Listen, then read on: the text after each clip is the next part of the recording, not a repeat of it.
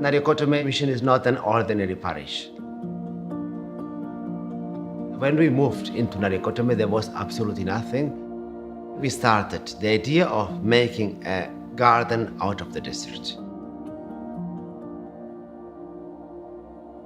Turkana, one of the problems is that it's a very, very dry area. So then it makes a very difficult place to live.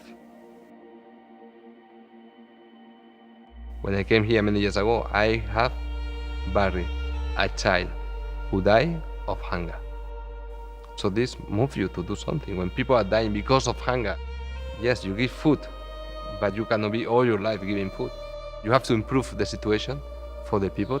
You have to look for a solution in the long term, and there has been water. We were the first ones to build dams here in Turkana. In the beginning, we had no machine, so we were doing everything by hand. The first water catchment we dug by hand. It took us several months because the soil here becomes so hard. Somebody financed for us a second-hand machine from Germany. When it came, it was 20 years old, but for us it was beautiful. With that machine, we built many dams, many.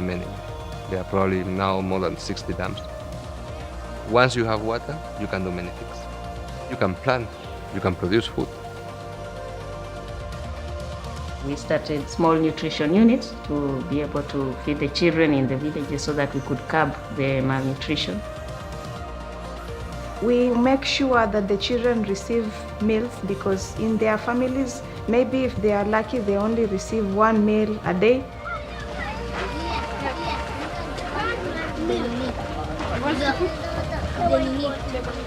The bottle? No, he has to drink. One of the boys had a bottle hidden in the shirt. He wanted to put milk in the bottle. So I asked him why. He said that he wants to take the milk, some of the milk, to the sister who is at home because she doesn't have milk.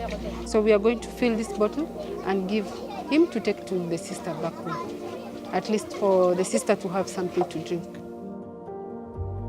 Callistus, where is your sister? He's at home. Okay. He's with the mother outside the fence. Outside the fence. She's waiting outside the fence. So you show me, I give her milk. Come. You give to your sister, okay? When a child is hungry, he doesn't have the strength to take in what you're teaching.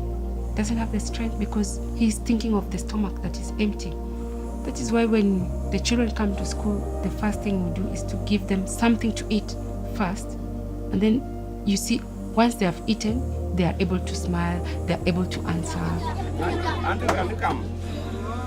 Very good. Spell the word.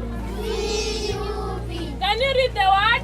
Cup. Again? Cup. Again? We teach the basic things of writing and reading, teaching them cleanliness, teaching them agriculture.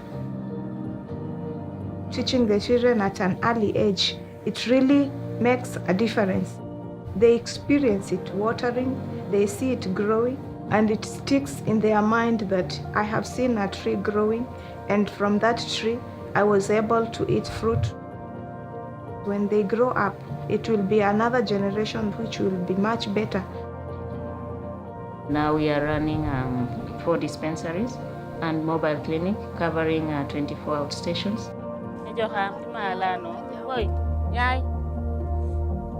Sometimes you find yourself in situations that you are really limited, that you cannot do more. A child dies of malaria not because of the parasite, but because of the fever. This is something stupid because if this child was given paracetamol 3 hours ago, he would be alive. So you wonder how come still we live in a world where people have to go through such things. It's something that could be prevented, but you are not able to prevent it because of time, or they come to you late, or they don't know. There is no any other information here if we do not bring it to them. So many people in different places, and they support us so much, and so we are very grateful for that. Without the funds or donors or friends that support the program, I cannot be able to run the program, even if I'm a good nurse. This is the mechanic workshop that we have here in the mission. It's like the heart of the mission, because in a place like this everything gets broken and you have to make spare parts for everything.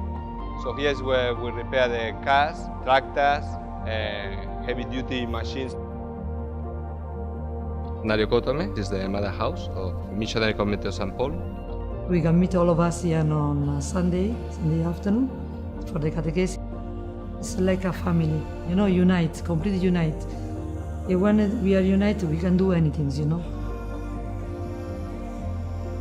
Those children, when I go to the nutritional unit, when I see them eating, when I see them smiling, that moves me and it fills me a lot.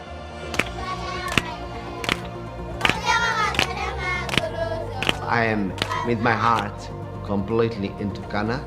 I have found here a home. Many people ask me, so it's a big sacrifice to be in Africa, must be very hard. And I say, no sacrifice at all. I enjoy this life. I really like to live here. I could not imagine any better life than to be here. Come and experience the same joy that I'm experiencing. If no, it becomes that I'm selfish if I don't share it out to other young women who want to do the same. When you see these children are so alive, they embrace you, they kiss you, they touch me so much. Come to stay with us, to share with us the life. You discover another life, another way of living. One of my dreams is to change the perception of this part of Africa from a backward, negative, primitive society to show, no, this is a society that has a history, that has a rich cultural past, and that has a future as well. There's beauty and endless possibilities. They have dreams, they have ambitions, they have plans for their future. If you see a poor person and you have to help, you don't need just pass by to say, okay, tomorrow. No, you have to do it now. Nariokotome is their mission, is their house. They know also, the old people, that when they are in need, they come here and always they will have a plate of food.